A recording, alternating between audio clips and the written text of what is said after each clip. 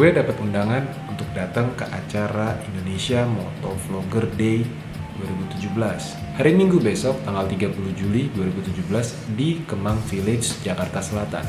Ya, gue terima kasih banget karena gue udah diundang dan juga gue sangat mengapresiasi undangan tersebut dan juga acara ini. Tapi ada satu yang masih mengganjal di pikiran gue. Apakah gue termasuk motovlogger? Dan apakah gue harus datang ke acara ini? Kenapa gue berpikir demikian? Karena menurut Wikipedia, ya gue nggak tahu lagi ya tempat mencari referensi dan arti dari motovlogger itu kecuali Wikipedia. So, kata Wikipedia, motovlogger adalah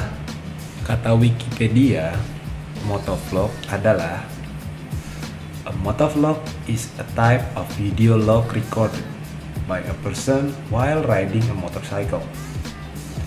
The word is from a motorcycle, video, and log.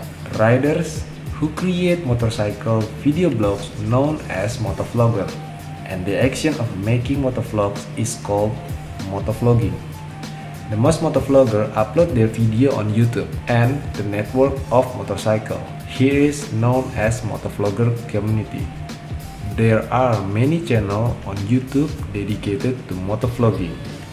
Many motovloggers do not show their face or license plate on their motorcycle in the video to make the video more mysterious and excited to watch.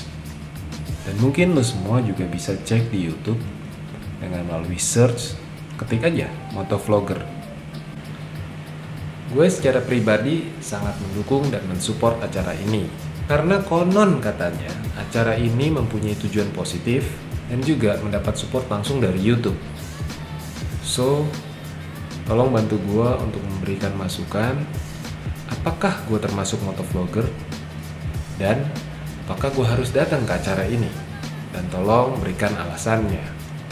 Sekali lagi gue ucapkan terima kasih atas undangan yang diberikan kepada gue, dan juga terima kasih untuk lo semua yang udah bantu menjawab pertanyaan gue di kolom komentar.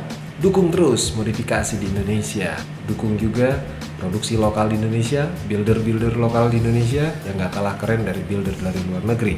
Gue Ari Indra, I love you my viewers, especially my subscriber.